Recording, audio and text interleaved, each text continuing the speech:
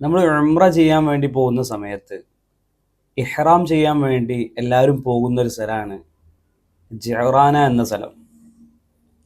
ഇപ്പൊ ജഅറാനയുടെ ചരിത്രം ഇങ്ങനെ നോക്കിയ സമയത്താണ് നബി സല്ലല്ലാഹു അലൈഹി വസല്ലമ തങ്ങൾ ജഅറാനയിൽ കുറഞ്ഞ ദിവസം താമസിച്ചതും അവിടുന്ന് റസൂലുള്ളാഹി സ്വല്ലല്ലാഹു അലൈഹി വസല്ലമ തങ്ങൾ ഉംറക്ക് വേണ്ടി ഇഹ്റാം ചെയ്ത് ഉംറ ചെയ്യാൻ പോയതുമായ ചരിത്രം കാണുന്നത്.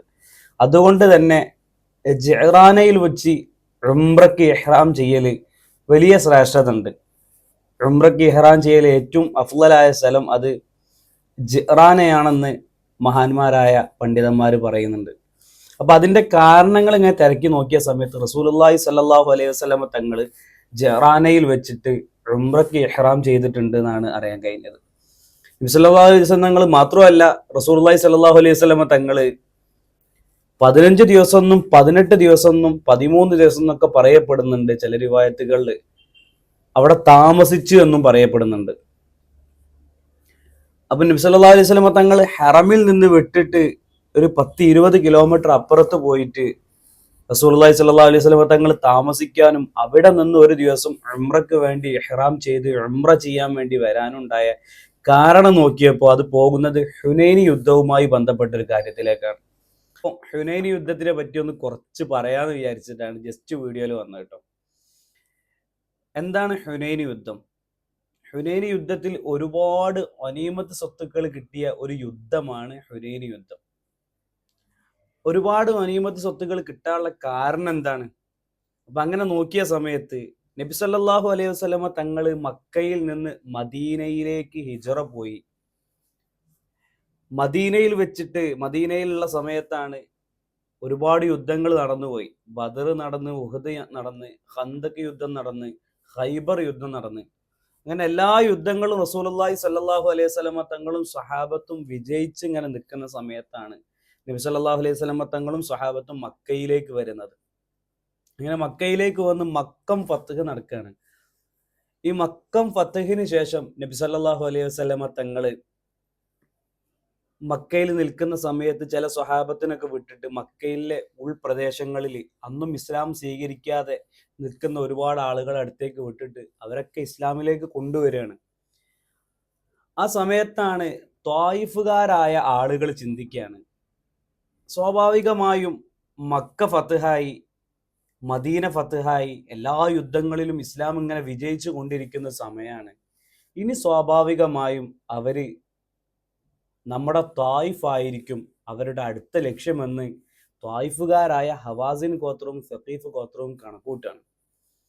അങ്ങനെ അവരിങ്ങനെ എല്ലാവരും കൂടെ ഒരുമിച്ച് കൂടി ചില മറ്റ് ഒരുപാട് ചെറിയ ചെറിയ ഗോത്രങ്ങളെയും ഒരുമിച്ച് കൂട്ടിയിട്ട് ഒരു സംഘമായിട്ട് ഏകദേശം 30,000-ഓളം ആളുകൾ വരുന്ന ഒരു സംഘത്തെ ഒരുമിച്ച് കൂട്ടിയിട്ട് റസൂലുള്ളാഹി സ്വല്ലല്ലാഹു അലൈഹി വസല്ലമ തങ്ങളും സ്വഹാബത്തും അവർ തായിഫിലേക്ക് ഇങ്ങോട്ട് പിടിക്കാൻ വരുന്നതിന് മുമ്പായിട്ട് നമുക്ക് അങ്ങോട്ട് പോയി യുദ്ധം ചെയ്യാൻ തീരുമാനിക്കുകയും അവരതിനു വേണ്ടി എല്ലാവരും ഒരുമിച്ച് കൂട്ടിയിട്ട് ഒരു സംഘമായി തയ്യാറെടുക്കുകയാണ്.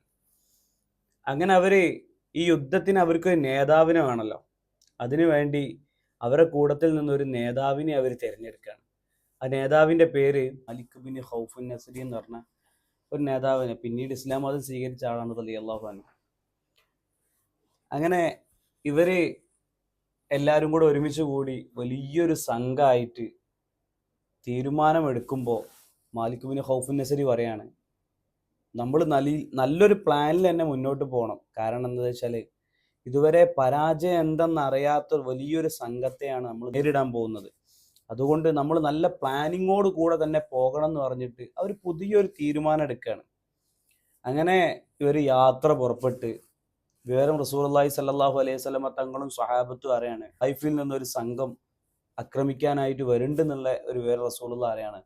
റസൂലുള്ളാഹി സ്വല്ലല്ലാഹു അലൈഹി വസല്ലമ തങ്ങൾ തീരുമാനം എടുക്കുകയാണ്, മക്കയിൽ നിന്ന് ഇനി ഏതായാലും യുദ്ധം വേണ്ട, മക്കയുടെ പുറത്ത് ഹറമിന്റെ പുറം ഭാഗത്ത് നമുക്കൊരു യുദ്ധം ചെയ്യാനുള്ള സ്ഥലം കണ്ടെത്താന്ന് പറയുകയും അവർ മക്കയിൽ നിന്ന് പുറത്തേക്ക് നബി സല്ലല്ലാഹു അലൈഹി വസല്ലമ തങ്ങളെ കൂടെ മദീനയിൽ നിന്ന് വന്ന 10,000-ഓളം സ്വഹാബത്തും അതുപോലെ മക്കയിൽ നിന്ന് പുതുതായി ഇസ്ലാം മതം സ്വീകരിച്ച 2,000-ഓളം ആളുകളും ടോട്ടൽ 12,000-ഓളം ആളുകൾ വരുന്ന ഒരു സംഘമായിട്ട് അവർ യുദ്ധത്തിന് പുറപ്പെടുകയാണ്. നബി സല്ലല്ലാഹു അലൈഹി വസല്ലമ തങ്ങൾ അവരെ കൂട്ടത്തിലുള്ള ആളുകളെ തിരിച്ചറിയാനൊക്കെ വേണ്ടി ഒരാളെ അവരെ കൂട്ടത്തിൽ അവരെ ആളായിട്ട് നിൽക്കാനുള്ള രൂപത്തിൽ ഇവിടുന്ന് അവിടുത്തെ കാര്യങ്ങൾ അറിയാൻ വേണ്ടി വിടുകയും അവർ എത്രത്തോളം ആളുകൾ ഉണ്ടെന്നുള്ള ആ ഒരു വാർത്തകളൊക്കെ അവർ വന്ന് തിരിച്ച് റസൂലുള്ളാഹിന്റെ ഹദറത്തിൽ വന്ന് പറയുകയൊക്കെ ചെയ്തു. ആ സമയത്ത് സ്വഹാബത്ത് പോലും അംഗീകരിച്ചില്ല. അത്രക്കും വലിയ സംഘമാണോ? ഉമർ റളിയല്ലാഹുവിനെ തമാശയിൽ ചോദിച്ചു, ഇങ്ങനെ അത്ര വലിയ സംഘം ആയിരിക്കോ? അങ്ങനെയൊക്കെ ചോദിച്ച രംഗമുണ്ട്. തായിഫുകാരായ ആളുകൾ ഒരു സ്ഥലത്ത് വന്ന് ഇറങ്ങാണ്. അപ്പം അവരെ കൂട്ടത്തിൽ ഒരു പ്രായം ചെന്ന ഒരാളുണ്ട്. ഒരുപാട് 100ഓളം യുദ്ധങ്ങളിൽ പങ്കെടുത്ത് പരിചയമുള്ള ഒരാൾ.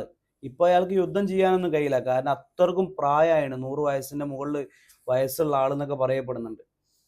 അപ്പോ അത്രക്കും പ്രായമുള്ള മനുഷ്യനാണ്. ആ മനുഷ്യന് ഈ സ്ഥലത്ത് എത്തിയ സമയത്ത് ചോദിക്കുകയാണ്, നമ്മളിപ്പോൾ എവിടെയാണ് എത്തിയത്? അപ്പോൾ കൂടെയുള്ള ആളുകൾ പറയാണ്, നമ്മൾ ഹുനൈനിലാണ് എത്തിയതെന്ന് പറയുകയും, അപ്പോൾ ഇദ്ദേഹം ഒരുപാട് യുദ്ധങ്ങളിൽ പങ്കെടുത്ത് പരിചയമുള്ള ആളാണ്. അപ്പോൾ അദ്ദേഹം പറയണ, ഹുനൈന് നല്ല സ്ഥലമാണ്, യുദ്ധത്തിനൊക്കെ പറ്റിയൊരു ഭൂമിയാണെന്ന് പറയുകയും, അങ്ങനെ ഉടനെ ഈ മനുഷ്യൻ ചോദിക്കുകയാണ്, എന്താണ് കുട്ടികളുടെയൊക്കെ കരച്ചിൽ കേൾക്കുന്നത്, അതുപോലെ ഒരുപാട് മൃഗങ്ങളെ കരച്ചിലൊക്കെ കേൾക്കുന്നുണ്ടല്ലോ എന്ന് പറയുകയും, അപ്പോൾ കൂടെയുള്ള ആളുകൾ പറയാണ്, ഇത് മാലിക് ബിൻ ഖൗഫ് നസരിയുടെ, അതായത് യുദ്ധത്തിന്റെ തായിഫുകാരുടെ നേതാവിന്റെ ഒരു പുതിയ തന്ത്രമാണ്. നമ്മൾ യുദ്ധത്തിന് വരുന്ന സമയത്ത് സർവ്വസന്നാഹങ്ങളോട് കൂടി യുദ്ധത്തിന് വരണം എന്നുള്ളത്. അതായത് നമ്മൾ സാധാ ഒരുങ്ങുന്ന പോലെ ഒരുങ്ങിയാൽ പോരാ. നമ്മൾ ഓരോരുത്തരും യുദ്ധത്തിന് വരുന്ന സമയത്ത് അവരെ കുടുംബത്തിനെയും അതുപോലെ അവരെ സ്വത്തുക്കൾ മുഴുവനും കൊണ്ടാണ് വന്നത്. മൃഗങ്ങളെയും സ്വർണങ്ങളും എല്ലാം കൊണ്ടാണ് യുദ്ധത്തിന് വന്നത്. അപ്പം എന്തിനാണ് ഇങ്ങനെ യുദ്ധത്തിന് വന്നതെന്ന് ഈ മനുഷ്യൻ ചോദിച്ച സമയത്ത് അത് മാലിക് ബിൻ ഖൗഫ് നസരിയെ വിളിക്കുന്നു. മാലിക് ബിൻ ഖൗഫ് നസരി പറയാണ്, അത് യുദ്ധം ചെയ്യുന്ന സമയത്ത് നമ്മുടെ പുറകു ഭാഗത്തായിട്ട് നമ്മുടെ എല്ലാ സ്വത്തുക്കളും വെക്കുന്ന സമയത്ത് യുദ്ധത്തിന് പൂർണ്ണ ആർജവത്തോടു കൂടി പൂർണ്ണ യോദ്ധാവായിട്ട് മാറാൻ ഒരിക്കലും കഴിയും. അപ്പൊ അതിന് വേണ്ടിയുള്ള തന്ത്രത്തിന് വേണ്ടിയാണ് ഞാൻ അങ്ങനെ ഒരു പുതിയൊരു തന്ത്രം എടുത്തതെന്ന് പറയുകയും, ഈ മനുഷ്യൻ ചോദിക്കുന്നുണ്ട്, നിങ്ങൾ സത്യത്തിൽ യുദ്ധത്തിന്റെ നേതാവാണോ അല്ലെങ്കിൽ ഒരു ആട്ടിടയനാണോ എന്ന് ചോദിക്കുന്നുണ്ട്. തമാശാക്കിയിട്ട് മൂപ്പര് ചോദിക്കുന്നുണ്ട്. മൂപ്പര് ചോദിക്കുകയാണ്, യുദ്ധത്തിൽ അഥവാ നമുക്ക് പരാജയമാണെങ്കിൽ ഈ സ്വത്തുക്കളൊക്കെ ആരെങ്കിലും നോക്കാൻ നിൽക്കുമോ? തിരിഞ്ഞു ഓടുന്ന സമയത്ത് എൻ്റെ സ്വത്തുക്കൾ എന്ന് പറഞ്ഞ് നോക്കി നിൽക്കുമല്ലോ, അപ്പോൾ ഇത് ഉപകാരപ്പെടുമോ എന്ന് ചോദിക്കുന്നുണ്ട്. അങ്ങനെ അദ്ദേഹം പറഞ്ഞ് ഇതൊക്കെ മാറ്റി മറ്റൊരു സ്ഥലത്തേക്ക് വെക്കാൻ പറയുന്നുണ്ടെങ്കിലും അദ്ദേഹത്തിന്റെ വാക്ക് ആരും കേട്ടില്ല. മാലിക് ബിൻ ഖൗഫ് നസരി അന്ന് ഉൾക്കൊണ്ടില്ല. കാരണം അഥവാ യുദ്ധത്തിൽ വിജയിക്കുകയാണെങ്കിൽ ക്രെഡിറ്റ് മുഴുവനും ഈ പ്രായം ചെന്ന മനുഷ്യനായി പോവല്ലോ. അപ്പൊ അതുകൊണ്ട് ആ ഒരു വാക്ക് അന്നത്തെ നേതാവ് കേട്ടില്ല. യുദ്ധം ചെയ്യുന്ന സമയത്ത് അവരെ സ്വത്തുക്കളൊക്കെ മുഴുവനും എടുത്തു വെച്ചിട്ട് തന്നെയാണ് അവർ യുദ്ധം ചെയ്തത്.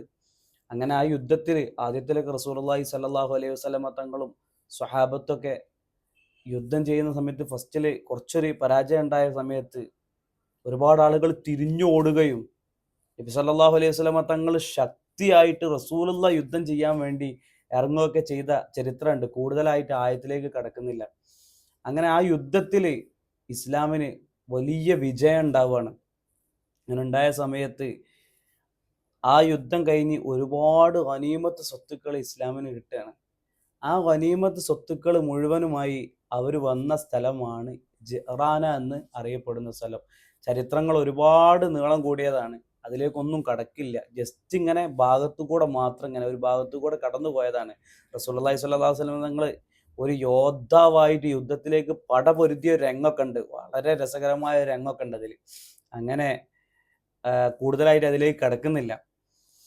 അങ്ങനെ ആ സ്വത്തുകളുമായി അവരെല്ലാവരും തിരിച്ചു വന്നത് ജിറാനയിലേക്കാണ്. വരുന്ന സമയത്ത് യുദ്ധത്തിൽ ബന്ദിയാക്കപ്പെട്ടതിൽ സ്ത്രീ ചോദിക്കുന്നുണ്ട്, നിങ്ങൾ എന്നെ ബന്ദിയാക്കി കൊണ്ടുപോകേണ്ട ആവശ്യമൊന്നുമില്ല, ഞാൻ നിങ്ങളെ നേതാവിന്റെ പെങ്ങളാണെന്ന് പറയുന്ന ഒരു വളരെ സന്തോഷകരമായ ഒരു ചരിത്രമുണ്ട്.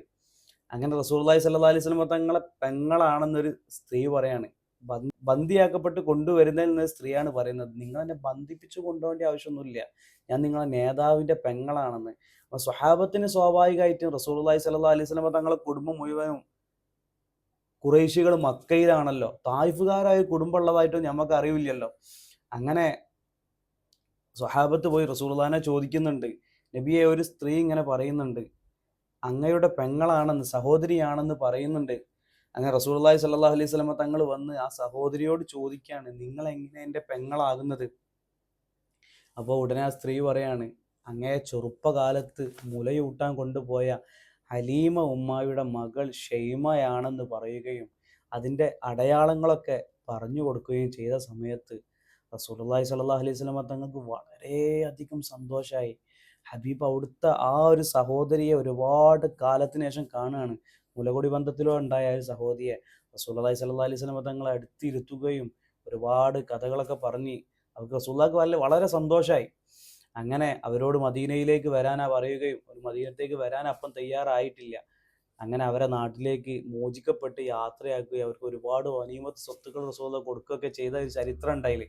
കൂടുതലായിട്ട് അതിലേക്കൊന്നും കടക്കുന്നില്ല. അങ്ങനെ ജിറാനയിൽ വന്ന് നബി സല്ലല്ലാഹു അലൈഹി വസല്ലമ തങ്ങൾ എല്ലാവർക്കും ഗനീമത്ത് സ്വത്തുക്കൾ വീതിപ്പിച്ച്. അപ്പോൾ ആ യാത്ര, ആ യുദ്ധം കഴിഞ്ഞ് വന്നത് ജിറാനയിലേക്കായതുകൊണ്ട് ഈ ഗനീമത്ത് സ്വത്തുക്കളൊക്കെ കൂടുതൽ ഉണ്ടായതുകൊണ്ട് അതൊക്കെ വിതരണം ചെയ്യാൻ വേണ്ടി റസൂലുള്ളാഹി സ്വല്ലല്ലാഹു അലൈഹി വസല്ലമ തങ്ങൾ സ്പെൻഡ് ചെയ്ത ഒരു ദിവസമാണ് ജിറാനയിൽ അത്രക്കും തോന ദിവസം നിൽക്കാനുള്ള കാരണം.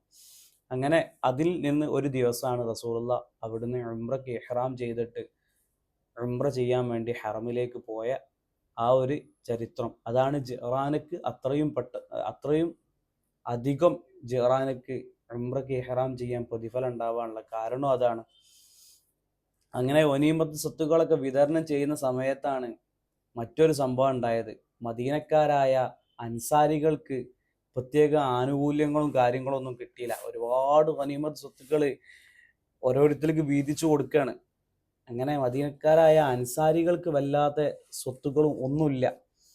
അങ്ങനെ അൻസാരികളായ ആളുകളുടെ ചെറിയ പരാതിയൊക്കെ വന്നപ്പോൾ അങ്ങനെ അൻസാരികളുടെ നേതാവായ ഒരാളോട് പരാതി പറയുകയും അങ്ങനെ ആ നേതാവ് വന്ന് റസൂലുള്ളാഹി സ്വല്ലല്ലാഹു അലൈഹി വസല്ലമ തങ്ങളെ ഹളറത്തിൽ വന്നിട്ട്, നബിയെ, മദീനക്കാരായ അൻസാരികൾക്കൊന്നും കിട്ടിയില്ല എന്നുള്ള പരാതി ഉണ്ടെന്ന് പറയുകയും റസൂലുള്ളാഹി സ്വല്ലല്ലാഹു അലൈഹി വസല്ലമ തങ്ങൾ അൻസാരികളെ മുഴുവൻ ഒരുമിച്ച് കൂട്ടാൻ പറയുകയും അൻസാരികളോട് റസൂലുള്ളാഹി സ്വല്ലല്ലാഹു അലൈഹി വസല്ലമ തങ്ങൾ അവർക്ക് കിട്ടിയ ഏറ്റവും വലിയ സമ്മാനം, അവർക്ക് കിട്ടിയ ഏറ്റവും വലിയ സ്വത്ത്, ആ സ്വത്ത് എന്താന്ന് റസൂലുള്ളാഹി അവരോട് പറയുകയൊക്കെ ചെയ്ത ചരിത്രമുണ്ട്. എന്തായിരുന്നു ആ സ്വത്ത്?